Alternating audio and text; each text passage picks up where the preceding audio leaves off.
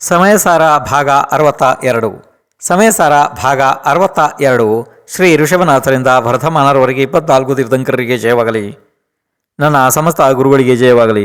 ಈಗ ನೀವು ಸಮಯಸಾರವನ್ನು ಭಾಗ 62ರಲ್ಲಿ ಕೇಳ್ತಾ ಇದ್ದೀರಿ. 61 ಭಾಗಗಳು ಹಿಂದೆ ಮುಗಿದು ಹೋಗಿದ್ದಾವೆ. ಅದನ್ನ ಕೇಳ್ಕೊಬರ್ರಿ. ನೇರವಾಗಿ ಕೇಳೋದ್ರಿಂದ ಇದನ್ನು ಏನೂ ಗೊತ್ತಾಗೋದಿಲ್ಲ. ಪ್ರಶ್ನೆ 839. ಸಮ್ಯಕ್ ದೃಷ್ಟಿಗೆ ಮರಣ ಭಯವು ಏಕೆ ಇರುವುದಿಲ್ಲ? ಉತ್ತರ: ಇಂದ್ರಿಯ ಆದಿಕ ಪ್ರಾಣಗಳ ನಾಶವಾಗುವುದಕ್ಕೆ ಮರಣ ಅನ್ನುತ್ತಾರೆ. ಆತ್ಮನಿಗೆ ಇಂದ್ರಿಯ ಆದಿಕ ಪ್ರಾಣಗಳು ಪರಮಾರ್ಥದಿಂದ ಇರುವುದಿಲ್ಲ. ನಿಶ್ಚಯದಿಂದ ಜ್ಞಾನವೇ ಆತ್ಮನ ಪ್ರಾಣ ಇದೆ.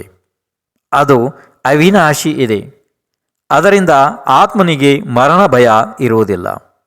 ಜ್ಞಾನಿಯು ತನ್ನ ಜ್ಞಾನ ಸ್ವರೂಪವನ್ನು ನಿಶ್ಶಂಕ ರೂಪದಿಂದ ನಿರಂತರ ಅನುಭವಿಸುತ್ತಾನೆ. ಅಂದರೆ ಇದರ ಅರ್ಥ ಅಂತಂದರೆ, ಜೀವ ಏನಿದೆಯಲ್ಲ, ಜೀವಕ್ಕೆ ಪ್ರಾಣಗಳು ಕೇವಲ ವ್ಯವಹಾರದಿಂದ ಮಾತ್ರ ಇದ್ದಾವೆ. ಪ್ರಾಣಗಳು ಅಂದ ತಕ್ಷಣ ಇಲ್ಲಿ ಸ್ಪರ್ಶನ ಇಂದ್ರಿಯ, ರಸನ ಇಂದ್ರಿಯ, ಘ್ರಾಣ ಇಂದ್ರಿಯ, ಚಕ್ಷು ಇಂದ್ರಿಯ, ಕರ್ಣೇಂದ್ರಿಯ ಅಥವಾ ಶ್ರೋತೇಂದ್ರಿಯ, ಇವು ಮತ್ತೆ ಮನಬಲ, ವಚನಬಲ, ಕಾಯಬಲ, ಆಯು ಮತ್ತು ಶ್ವಾಸ ಉಚ್ಛ್ವಾಸ, ಇವು 10 ಪ್ರಾಣಗಳು. ಇದರೊಳಗಡೆ ಏಕೇಂದ್ರಿಯ ಜೀವಕ್ಕೆ 4 ಪ್ರಾಣಗಳು, ಎರಡೇಂದ್ರಿಯ ಜೀವಕ್ಕೆ 6 ಪ್ರಾಣ, ಈ ರೀತಿ ಎಲ್ಲ ಸಿಗ್ತದೆ ಅಲ್ವಾ? ಇದು ನಿಮ್ಗೆ ಗೊತ್ತಿದೆ.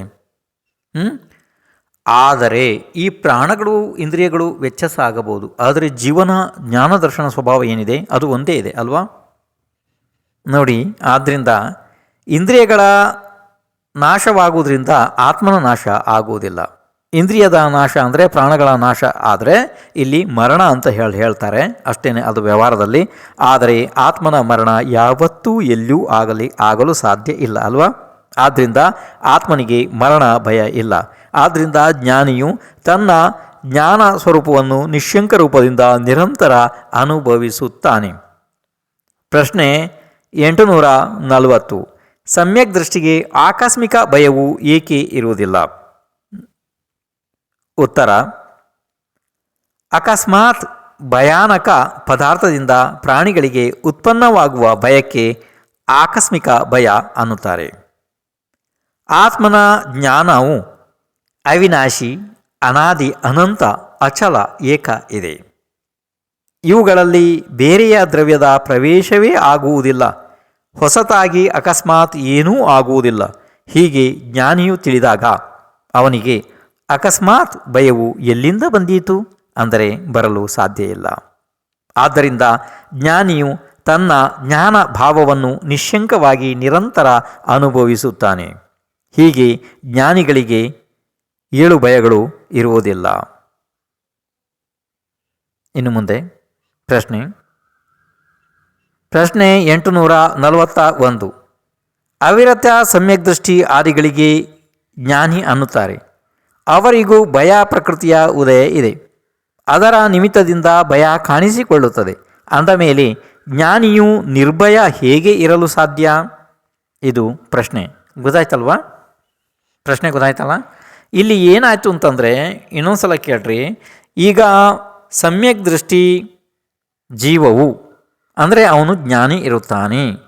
ಮತ್ತು ಅವನಿಗೆ ಸಪ್ತ ಭಯಗಳನ್ನು ಹೇಳಿದರು.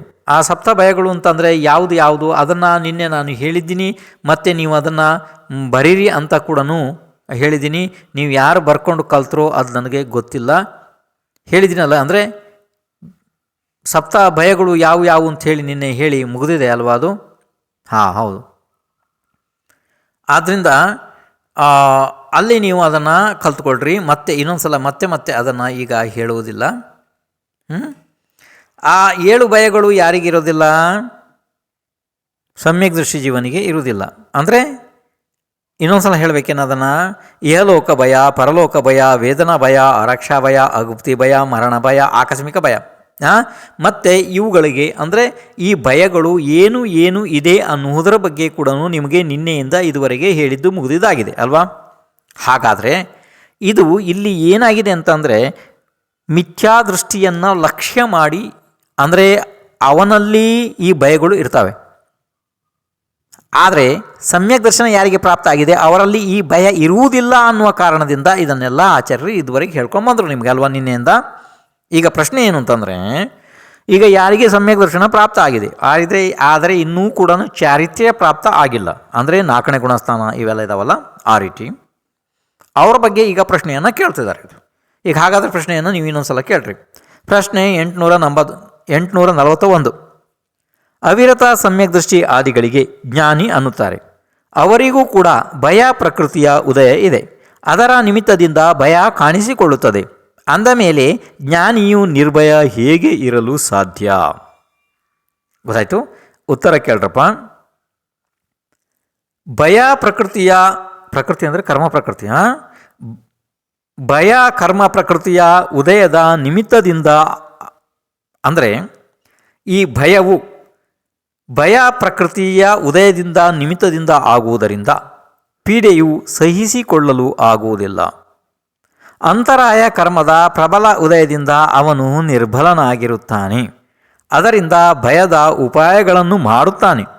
ಆದರೆ ಸ್ವರೂಪದ ಜ್ಞಾನ ಶ್ರದ್ಧೆಯಿಂದ ಅವನು ಚಲಾಯಮಾನವಾಗುವ ಭಯ ಅವನಿಗೆ ಇಲ್ಲ. ಚಾರಿತ್ರ್ಯ ಮೋನಿಯ ಕರ್ಮದ ಭಯ ಪ್ರಕೃತಿಯ ಉದಯದಿಂದ ಭಯವಿದೆ, ಅದು ದೋಷವಿದೆ. ಅದಕ್ಕೆ ತಾನು ಸ್ವಾಮಿಯಾಗಿ ಕರ್ತ ಆಗುವುದಿಲ್ಲ. ಅದರ ಜ್ಞಾತಾನೇ ಇರುತ್ತಾನೆ ಜ್ಞಾನಿ. ಇಲ್ಲಿ ಭಯ ಇರಬಾರದು ಅವನಿಗೆ ಇಲ್ಲ ಅಂಥೇಳಿ ಸಂಪೂರ್ಣ ನಿಷೇಧ ಮಾಡಿದ್ದ ಆ ರೀತಿ ಅಲ್ಲ. ಯಾಕೆಂದರೆ ಸತ್ತಾದಲ್ಲಿ, ಅಂದರೆ ಕಾರ್ಮಾಣು ಶರೀರದ ಸತ್ತಾದಲ್ಲಿ ಭಯ ಪ್ರಕೃತಿ ಇದೆ ಅಂದಮೇಲೆ ಅದು ಉದಯಕ್ಕೆ ಬರ್ತದೆ ಅಲ್ವಾ, ತೊಂದರೆ ಕೊಡ್ತದೆ ಅಲ್ವಾ. ಆವಾಗ ಅವನು ಈ ಭಯದಿಂದ ಉಳಿಯುವಂಥ ಉಪಾಯಗಳನ್ನು ಕೂಡ ಮಾಡ್ತಾನೆ. ಆದರೂ ಕೂಡ ತನ್ನನ್ನು ಅದರ ಸ್ವಾಮಿ ಕರ್ತ ಎಂದು ತಿಳಿಯುವುದಿಲ್ಲ. ಆ ಸಮಯದಲ್ಲಿ ಅದರ ಜ್ಞಾತಾನೆ ಅಂದರೆ ತಿಳಿಯುವವನೇ ಅವನು ಇರುತ್ತಾನೆ ಅಲ್ಲವಾ. ಇದನ್ನು ಇಲ್ಲಿ ಭಾಳ ಸುಂದರವಾದ ರೀತಿಯಿಂದ ಹೇಳಿದ್ದಾರೆ. ಅವನು ಕರ್ತ ಅಲ್ಲ. ನೀವು ಇಷ್ಟನ್ನೇ ನೆನ್ಪಿಟ್ಕೋಬೇಕು ಈ ಸ್ಥಳದಲ್ಲಿ. ಅರ್ಥ ಆಯಿತು? ಉದಯದಲ್ಲಿ ಬಂದದ್ದನ್ನು ಅವನು ತಿಳಿತಾನೆ ಅಷ್ಟೇ, ಗೊತ್ತಾಯಿತು. ಆದರೆ ಇದು ನನ್ನದು ಅನ್ನುವ ಆ ಸ್ವಾಮಿತ್ವ ಅವನಲ್ಲಿ ಇರುವುದಿಲ್ಲ. ಇದೇ ಅವನ ಜ್ಞಾನ ಇದೆ. ಇನ್ನು ಮುಂದೆ ಹಾಗಾದರೆ ಪ್ರಶ್ನೆ 842. ಸಮ್ಯಕ್ ದರ್ಶನದ 8 ಅಂಗಗಳು ಯಾವುವು? ಈಗ ಇದು ಹಾಗಾದರೆ ನಿಮಗೆ ಸಮ್ಯಕ್ ದರ್ಶನದ ಭಯಗಳ ಬಗ್ಗೆ ಹಿಂದೆ ಹೇಳಿದ್ದಾಯ್ತಲ್ಲ. ಈಗ ಸಮ್ಯಕ್ ದರ್ಶನದ ಅಂಗಗಳು ಇನ್ನೊಂದು ವಿಚಾರ ಕೇಳ್ರಿ. ನಿಮಗೆ ಯಾವುದಾದ್ರೂ ಸ್ಥಳದಲ್ಲಿ ಮಹಾಶಾಸ್ತ್ರದಲ್ಲಿ ಸಮ್ಯಕ್ ದರ್ಶನದ 8 ಗುಣಗಳು ಅಂತ ಬರ್ಬೋದು. ಸ್ವಲ್ಪ ನೆನ್ಪಿಟ್ಕೊಳ್ರಿ, ಗೊತ್ತಾಗ್ತಾ ಇದೆ ಇದು. ಗುಣಗಳು ಅಂತ ಹೇಳಿ ಬರ್ಬೋದು, ಗುಣ ಬರ್ಬೋದು ಅಥವಾ ಅಂಗ ಬರ್ಬೋದು, ಅದು ಯಾವುದೇ ಬರ್ಬೋದು. ಆದರೆ ನೀವು ಅದನ್ನು ಏನನ್ನು ಒಂದೇ ರೀತಿ ತಿಳಿಬೇಕು. ಗೊತ್ತಾಯಿತು? ಈಗ ಪ್ರಶ್ನೆ ಹಾಗಾದರೆ ಒಂದು ಸ್ವಲ್ಪ ಬದಲಾಯಿಸಿ ಹೇಳಿ ನೋಡ್ರಿ. ಪ್ರಶ್ನೆ 842. ಸಮ್ಯಕ್ ದರ್ಶನದ 8 ಅಂಗಗಳು ಅಥವಾ ಗುಣಗಳು ಯಾವುವು? ಗೊತ್ತಾಯ್ತಪ್ಪ? ಉತ್ತರ ಕೇಳ್ರಿ. ನಿಶಂಕಿತ, ನಿಹಿಕಾಂಕ್ಷಿತ, ನಿರ್ವಿಚಿಕಿತ್ಸ, ಅಮೂಢ ದೃಷ್ಟಿ, ಉಪಗೂಹನ, ಸ್ಥಿತೀಕರಣ, ವಾತ್ಸಲ್ಯ, ಪ್ರಭಾವನ. ಪ್ರಶ್ನೆ 843. ಸಮ್ಯಕ್ ದೃಷ್ಟಿಯ ನಿಶಂಕ ಅಂಗ ಹೇಗೆ ಇರುತ್ತದೆ? ಪ್ರಶ್ನೆ ಗೊತ್ತಾಯ್ತಪ್ಪ? ಈಗ ಅಂದರೆ ನಿಮಗೆ ಪ್ರತಿಯೊಂದರ ಬಗ್ಗೆ ಈಗ ಗಾಥಾ ಸ್ವರೂಪದಿಂದ ಆಚಾರ್ಯರು ಹೇಳ್ತಾರೆ. ಭಾಳ ಸುಂದರವಾದ ವಿಷಯ ಇದು. ಸ್ವಲ್ಪ ಭಾಳ ಗಮನ ಇಟ್ಟು ಕೇಳ್ತಾ ಹೋಗಬೇಕಾಗ್ತದೆ ನೀವು. ಆದರೆ ಒಂದು ಮೊದಲೇ ನೆನ್ಪಿಟ್ಕೊಳ್ರಿ, ಒಂದು ವಿಷಯನ ನಾನು ಹೇಳ್ತೀನಿ. ಆಚಾರ್ಯ ಭಗವಾನ್ ಇಲ್ಲಿ ಎಲ್ಲವನ್ನು ಕೂಡ ಭಾವರೂಪದಲ್ಲಿ ನಿಶ್ಚಯನಯದಿಂದ ಹೇಳಿದ್ದಾರೆ ಗಾಥೆಗಳನ್ನು. ಅರ್ಥ ಆಯಿತು? ಅನ್ಯ ಮಹಾಶಾಸ್ತ್ರಗಳಲ್ಲಿ ಅದು ಸ್ವಲ್ಪ ವ್ಯತ್ಯಾಸವಾಗಿ ಬಂದರೂ ಕೂಡ ಅದನ್ನು ಕೂಡ ಆಮೇಲೆ ನಿಮಗೆ ಇದನ್ನು ಮುಗಿದ ಮೇಲೆ ನಾನು ಹೇಳ್ತೀನಿ. ಗೊತ್ತಾಯಿತು? ಅದು ತಪ್ಪು ಅಂತಲ್ಲ. ಇಲ್ಲಿ ನಿಶ್ಚಯನಯದ ಮಹತ್ವಪೂರ್ಣ ಬಿಂದುಗಳು ಇದ್ದಾವೆ, ನೆನ್ಪಿಟ್ಕೊಳ್ರಿ. ಸ್ವಲ್ಪ ವ್ಯವಹಾರದಲ್ಲಿ ಈ 8 ಅಂಗ ಅಥವಾ ಗುಣಗಳನ್ನು ಹೇಳುವಂಥ ಪದ್ಧತಿ ಬೇರೆ ಇದೆ, ನಿಶ್ಚಯನಯದ ಪದ್ಧತಿ ಬೇರೆ ಇದೆ. ಇದು ಬಹಳ ಉತ್ಕೃಷ್ಟ ದರ್ಜೆಯ ಪದ್ಧತಿ. ಅಂದರೆ ಆತ್ಮನ ಜ್ಞಾನ ಮತ್ತು ಭಾವನೆ ಅದಕ್ಕೆ ಸಂಬಂಧಿಸಿ ಇದನ್ನು ಹೇಳಲಾಗಿದೆ. ಇಲ್ಲಿ ಗಾಥೆಗಳು ಅವು ಬರುವುದಿದ್ದಾವೆ. ಆದ್ದರಿಂದ ಒಂದು ಸ್ವಲ್ಪ ನೀವು ಎಚ್ಚರಿಕೆಯಿಂದ ಇದನ್ನು ಕೇಳಬೇಕಾಗ್ತದೆ. ಅಂದರೆ ಗಾಥೆಯ ಅರ್ಥಗಳನ್ನು. ಅರ್ಥ ಆಯಿತು? ಈಗ ಪ್ರಶ್ನೆ ಏನಾಗಿತ್ತಪ್ಪ? ಪ್ರಶ್ನೆ 843. ಸಮ್ಯಕ್ ದೃಷ್ಟಿಯ ನಿಶಂಕ ಅಂಗ ಹೇಗೆ ಇರುತ್ತದೆ? ನೆನಪಿಟ್ಕೊಳ್ರಿ, ಪ್ರತಿಯೊಂದು ಅಂಗದ್ದು ಬೇರೆ ಬೇರೆ ಬೇರೆ ಗಾಥೆಗಳನ್ನು ಹೇಳಲಾಗ್ತದೆ, ಅರ್ಥ ಹೇಳಲಾಗ್ತದೆ. ಅದರಲ್ಲಿ ಪ್ರಪ್ರಥಮ ಯಾವುದು? ನಿಶಂಕ ಅಥವಾ ನಿಶಂಕಿತ ಅಂಗ ಹೇಗೆ ಇರುತ್ತದೆ. ಇದಕ್ಕೆ ಈಗ ಉತ್ತರ ರೂಪವಾಗಿ ಆಚಾರ್ಯ ಶ್ರೀ ಕುಂದಕುಂದರು ಸಮಯಸಾರ ಮಹಾಶಾಸ್ತ್ರದ ನಿರ್ಜರ ಅಧಿಕಾರದ ಗಾಥಾ ಸಂಖ್ಯೆ 229 ಹೇಳುತ್ತಾರೆ. ಕೇಳಿರಿ. ಜೋ ಚತ್ತಾರಿ ವಿಪಾಯೇ ಚಿಂದದೀಟೆ ಕಮ್ಮ ಬಂಧ ಮೋಹಕರೇ ಸೋ ನಿಸ್ಸಂಕೋಚೇದ ಸಮ್ಮಾದಿಟ್ಟಿ ಮುಣೇದವು. ಈಗ ಈ ಗಾಥೆಯ ಅರ್ಥವನ್ನು ಹೇಳುತ್ತಾರೆ. ಯಾವ ಆತ್ಮ ಕರ್ಮಬಂಧದ ಕಾರಣವಾದ ಮೋಹವನ್ನು ಮಾಡುವ ಮಿಥ್ಯಾತ್ವ ಆದಿ ಭಾವರೂಪ 4 ಪಾದಗಳನ್ನು ಕತ್ತರಿಸುತ್ತಾನೆ, ಆ ಆತ್ಮನು ನಿಶ್ಶಂಕ ಸಮ್ಯಕ್ ದೃಷ್ಟಿ ಎಂದು ತಿಳಿಯಬೇಕು. ಇದು ಈಗ ಆಚಾರ್ಯ ಭಗವಾನ್ ಗಾಥೆಯ ಅರ್ಥವನ್ನು ಹೇಳಿದರು ಅಲ್ವಾ. ಹಾಗಾದರೆ ಇನ್ನು ಮುಂದೆ ಕೇಳ್ರಿ. ಪ್ರಶ್ನೆ 844. ಗಾಥೆಯಲ್ಲಿ ಹೇಳಿದ 4 ಪಾದ ಅಂದರೆ ಕಾಲುಗಳು ಯಾವುವು? ಉತ್ತರ: ಮಿಥ್ಯಾತ್ವ, ಅವಿರತಿ, ಕಷಾಯ, ಯೋಗ. ಪ್ರಶ್ನೆ 845. ನಿಶಂಕನಾಗಿರುವವನಿಗೆ ಶಂಕೆ ಸಂಬಂಧಿ ಕರ್ಮಬಂಧ ಏಕೆ ಆಗುವುದಿಲ್ಲ? ಉತ್ತರ: ಸಮ್ಯಕ್ ದೃಷ್ಟಿ ಯಾವ ಕರ್ಮದ ಉದಯ ಬರುತ್ತದೆ ಅವನು ಅದರ ಸ್ವಾಮಿತ್ವದ ಅಭಾವವಿರುವುದರಿಂದ ಕರ್ತ ಆಗುವುದಿಲ್ಲ. ಅದರಿಂದ ಭಯ ಪ್ರಕೃತಿಯ ಉದಯ ಬಂದಾಗಲೂ ಸಹ ಶಂಕೆಯ ಅಭಾವದಿಂದ ಸ್ವರೂಪದಿಂದ ಅವನು ಭ್ರಷ್ಟನಾಗುವುದಿಲ್ಲ, ನಿಶಂಕನಾಗಿರುತ್ತಾನೆ. ಆದ್ದರಿಂದ ಶಂಕಾಕೃತ ಅಂದರೆ ಶಂಕೆಯಿಂದ ಉತ್ಪನ್ನ ಆಗುವ ಬಂಧವು ಅವನಿಗೆ ಆಗುವುದಿಲ್ಲ. ಕರ್ಮವು ಫಲ ಕೊಟ್ಟು ಹೊರಟು ಹೋಗುತ್ತದೆ. ಅಂದರೆ ಹಿಂದೆ ಬಂಧಿಸಿದ ಕರ್ಮ ಇದೆಯಲ್ಲ, ಉದಯದಲ್ಲಿ ಬಂದು ಫಲ ಕೊಟ್ಟು ಹೋಗುತ್ತದೆ. ಹಾಗಿದ್ರೆ ಇದನ್ನು ನೀವೀಗ ಕೇಳಿದ್ರಿ, ಆದರೆ ನಿಮಗೆ ಇದು ಅರ್ಥ ಆಗಿರೋದು ಯಾಕೋ ನನಗೆ ಅನುಮಾನ ಇದೆ. ಹಾಗಿದ್ರೆ ಇನ್ನೊಂದ್ಸಲ ಕೇಳ್ತೀರಿ, ಇದನ್ನು ಇನ್ನೊಂದ್ಸಲ ಕೇಳ್ರಿ, ಸ್ವಲ್ಪ ಬೇರೆ ರೂಪದಿಂದ ಹೇಳ್ತೀನಿ. ಈಗ ಸಮ್ಯಕ್ ದೃಷ್ಟಿ ಇದಾನಲ್ಲ, ಅವನಿಗೆ ಯಾವ ಕರ್ಮದ ಉದಯ ಬರುತ್ತದೆ ಅವನು ಅದರ ಸ್ವಾಮಿತ್ವದ ಅಭಾವ ಇರ್ತದೆ ಅವನಿಗೆ. ಅಂದರೆ ಅದರ ಸ್ವಾಮಿ ಅಂಥೇಳಿ ಅವನು ತಿಳ್ಕೊಳ್ಳೋದಿಲ್ಲ, ಅದರ ಕರ್ತ ಆಗುವುದಿಲ್ಲ ಅವನು. ಅದರಿಂದ ಅಕಸ್ಮಾತ್ ಭಯ ಕರ್ಮ ಪ್ರಕೃತಿಯ ಉದಯ ಬಂದಾಗಲೂ ಕೂಡ ಅವನಿಗೆ ಶಂಕೆಯ ಅಭಾವದಿಂದ, ಅಂದರೆ ಶಂಕೆ ಆಗುವುದಿಲ್ಲ ಅವನಿಗೆ, ಅದರ ಸ್ವರೂಪವಾಗಿ ಅವನು ಭ್ರಷ್ಟನಾಗುವುದಿಲ್ಲ, ಅವನು ನಿಶಂಕನಾಗಿಯೇ ಇರುತ್ತಾನೆ. ಆದ್ದರಿಂದ ಶಂಕೆಯಲ್ಲಿ ಉತ್ಪನ್ನವಾದ ಬಂಧವು ಅವನಿಗೆ ಆಗುವುದಿಲ್ಲ. ಹಿಂದೆ ಇದ್ದ ಕರ್ಮ ಇದೆಯಲ್ಲ, ಅದು ಫಲ ಕೊಟ್ಟು ಹೊರಟು ಹೋಗುತ್ತದೆ ಅಷ್ಟೇ ಅಲ್ವಾ. ಇನ್ನು ಮುಂದೆ ಹಾಗಾದರೆ ಪ್ರಶ್ನೆ 846.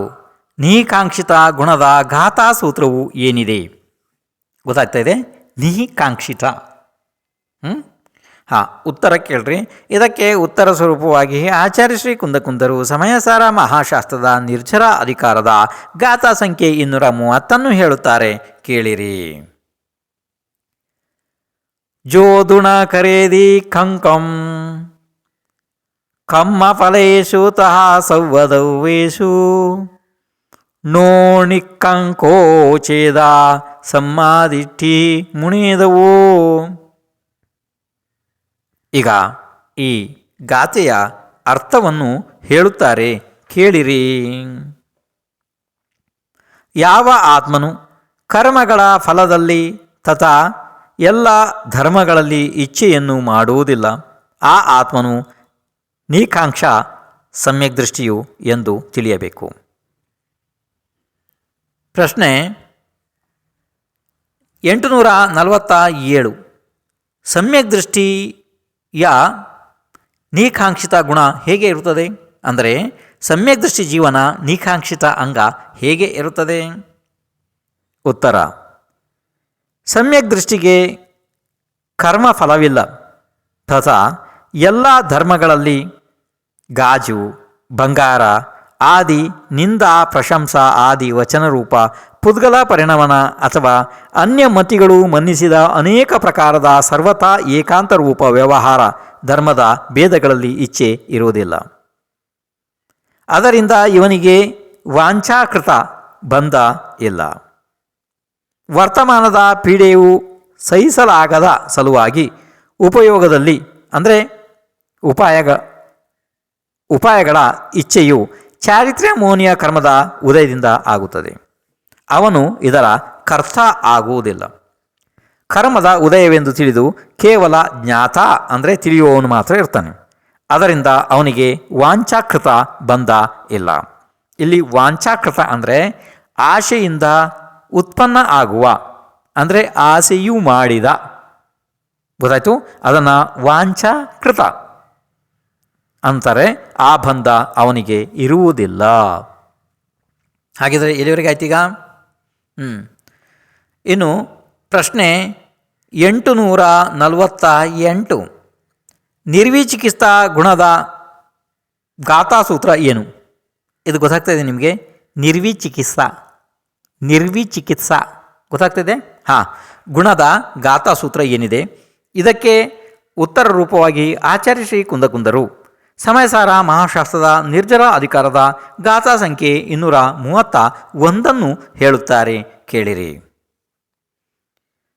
ಜೋಣ ಖರೇದಿ ಜುಗುಂಪಂ ಛೇದಾ ಸವ್ವೇಸಿ ಮೇವಧಂ ಮಾಣಂ ಸೋ ಖಲು ನಿವ್ವಿದಿಗಿಚ್ಛೋ ಸಮ್ಮಾದಿಟ್ಟಿ ಮುನೇದವೋ. ಈಗ ಈ ಗಾಥೆಯ ಅರ್ಥವನ್ನು ಹೇಳುತ್ತಾರೆ, ಕೇಳಿರಿ. ಯಾವ ಜೀವನು ಎಲ್ಲ ವಸ್ತು ಧರ್ಮಗಳಲ್ಲಿ ಗ್ಲಾನಿ ಮಾಡುವುದಿಲ್ಲ, ಆ ಜೀವನು ನಿಶ್ಚಯವಾಗಿ ವಿಚಿಕಿತ್ಸಾ ದೋಷರಹಿತ ಸಮ್ಯಕ್ ದೃಷ್ಟಿ ಎಂದು ತಿಳಿಯಬೇಕು. ಪ್ರಶ್ನೆ 849. ಸಮ್ಯಕ್ ದೃಷ್ಟಿಯ ನಿರ್ವಿಚಿಕಿತ್ಸಾ ಗುಣ ಹೇಗೆ ಇರುತ್ತದೆ? ಉತ್ತರ: ಸಮ್ಯಕ್ ದೃಷ್ಟಿಯು ವಸ್ತುಧರ್ಮವಾದ ಕ್ಷುಧ, ತೃಷ, ಶೀತ, ಉಷ್ಣ ಆದಿ ಭಾವ ಮತ್ತು ವಿಷ್ಠ ಆದಿ ಮಲಿನ ದ್ರವ್ಯಗಳಲ್ಲಿ ಗ್ಲಾನಿ ಮಾಡುವುದಿಲ್ಲ. ಜುಗುಪ್ಸ ಹೆಸರಿನ ಕರ್ಮ ಪ್ರಕೃತಿಯ ಉದಯವು ಬರುತ್ತದೆ. ಆಗ ತಾನು ಅದರ ಸ್ವಾಮಿ ಅಂದರೆ ಕರ್ತ ಆಗುವುದಿಲ್ಲ. ಅದರಿಂದ ಇವನಿಗೆ ಜಿಗುಪ್ಸೆಯಿಂದ ಆಗುವ ಬಂಧವೂ ಕೂಡ ಇಲ್ಲ. ಕರ್ಮ ಪ್ರಕೃತಿಯು ಫಲ ಕೊಟ್ಟು ಹೊರಟು ಹೋಗಿ ಬಿಡುತ್ತದೆ, ಅಂದರೆ ನಿರ್ಜರೆಯೇ ಆಗುತ್ತದೆ. ಅಂದರೆ ಇದರಿಂದ ಬಂಧ ಇಲ್ಲ, ನಿರ್ಜರನೇ ಆಗ್ತದೆ ಅಂಥೇಳಿ ಅರ್ಥ. ಇನ್ನು ಮುಂದೆ ಹಾಗಾದರೆ ಪ್ರಶ್ನೆ 850. ಅಮೂಢ ದೃಷ್ಟಿ ಅಂಗದ ಗಾಥಾಸೂತ್ರವು ಏನು ಇದೆ? ಇದಕ್ಕೆ ಉತ್ತರ ರೂಪವಾಗಿ ಆಚಾರ್ಯ ಶ್ರೀ ಕುಂದಕುಂದರು ಸಮಯಸಾರ ಮಹಾಶಾಸ್ತ್ರದ ನಿರ್ಜರ ಅಧಿಕಾರದ ಗಾಥಾ ಸಂಖ್ಯೆ 232 ಹೇಳುತ್ತಾರೆ, ಕೇಳಿರಿ. ಜೋ ಹವದಿ ಅಸಮ್ಮೂಢೋ ಛೇದಾ ಸದ್ದಿಟ್ಟಿ ಸವ್ವಭಾವೇಶು ಸೋಕಲು ಅಮೂಢ ದಿಟ್ಟಿ ಸಮ್ಮಾದಿಟ್ಟಿ ಮುನೇದವೋ. ಈಗ ಈ ಗಾಥೆಯ ಅರ್ಥವನ್ನು ಹೇಳುತ್ತಾರೆ, ಕೇಳಿರಿ. ಯಾವ ಜೀವನು ಎಲ್ಲ ಭಾವಗಳಲ್ಲಿ ಮೂಢನಾಗುವುದಿಲ್ಲ, ಯಥಾರ್ಥ ದೃಷ್ಟಿಯನ್ನು ಧಾರಣೆ ಮಾಡುತ್ತಾನೆ, ಆ ಜ್ಞಾನಿ ಜೀವನು ನಿಜವಾಗಿ ಅಮೂಢ ದೃಷ್ಟಿ ಸಮ್ಯಕ್ ದೃಷ್ಟಿ ಎಂದು ತಿಳಿಯಬೇಕು. ಅಂದರೆ ಅಮೂಢ ದೃಷ್ಟಿ ಗುಣವುಳ್ಳ ಸಮ್ಯಕ್ ದೃಷ್ಟಿ ಅವನು ಅಂಥೇಳಿ ತಿಳಿಬೇಕು. ಪ್ರಶ್ನೆ 851. ಸಮ್ಯಕ್ ದೃಷ್ಟಿಯ ಅಮೂಢ ದೃಷ್ಟಿ ಅಂಗ ಹೇಗೆ ಇರುತ್ತದೆ? ಉತ್ತರ: ಸಮ್ಯಕ್ ದೃಷ್ಟಿಯು ಎಲ್ಲ ಪದಾರ್ಥಗಳ ಸ್ವರೂಪವನ್ನು ಯಥಾರ್ಥವಾಗಿ ತಿಳಿಯುತ್ತಾನೆ. ಅವುಗಳ ಸಂಬಂಧಿ ರಾಗದ್ವೇಷ ಮೋಹದ ಅಭಾವದಿಂದಲೇ ಯಥಾರ್ಥ ದೃಷ್ಟಿಯು ಬೀಳುವುದಿಲ್ಲ. ಅಂತಂದರೆ ಇಲ್ಲಿ ಏನಾಗ್ತದೆ ಅಂತಂದರೆ, ಇದನ್ನು ನಾನು ಸ್ವಲ್ಪ ವಿಸ್ತಾರವಾಗಿ ಹೇಳಬೇಕಾಯಿತು, ಆದರೆ ಇದನ್ನು ನೀವು ನಾಳೆ ಬಂದೇ ಕೇಳಬೇಕಾಗ್ತದೆ ಅನ್ನಿಸ್ತದೆ ನನಗೆ. ಯಾಕೋನು ಇವತ್ತು ಸಮಯ ಆಗೋದಿಲ್ಲ. ಹಾಗಿದ್ರೆ ಇದೊಂದು ಸ್ವಲ್ಪ ವಿಸ್ತಾರವಾದ ಕಥನ ಆದ್ದರಿಂದ ನೀವು ಇದನ್ನು ನಾಳೆ ಬಂದು ಕೇಳಬೇಕಾಗ್ತದೆ ಅಲ್ವಾ. ಈಗ ಸಮಯ ಕಡಿಮೆ ಇದೆ, ನಾಳೆ ಸ್ವಲ್ಪ ಸಮಯಕ್ಕೆ ಸರಿಯಾಗಿ ಬರೋದಕ್ಕೆ ಪ್ರಯತ್ನ ಮಾಡ್ರಪ್ಪ. ಬರ್ರಿ. ಹಾಂ.